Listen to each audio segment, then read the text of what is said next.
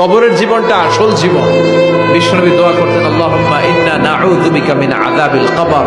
আল্লাহ, আমি আপনার কাছে কবরের আযাব থেকে পানাহ চাই, কবরের আযাব থেকে বাঁচতে চাই। এই কবরের মধ্যে অনেক ফিতনা হবে, অনেক সুয়াল হবে। কবরে প্রশ্ন আছে না নাই? কথা বলেন। প্রথম প্রশ্ন জিজ্ঞেস করা হবে, মার রব্বুক, তোমার রব কে? বলেন, আমাদের রব কে? ওয়া মা দীনুক, তোমার ধর্ম কি? বিশ্বনবীর চেহারা দেখিয়ে বলা হবে, তাআরিফু মান হাযা রাজুল, এই লোকটারে চিনো? আমরা কি বলবো? আমরা চিনি, উনি আমাদের প্রিয় রাসূল মুহাম্মদুর রাসূলুল্লাহ সাল্লাল্লাহু আলাইহি ওয়াসাল্লাম। এরপরে জিজ্ঞেস করা হবে, এগুলো কোত্থেকে শিখলা? আমরা বলবো, কোরআন থেকে।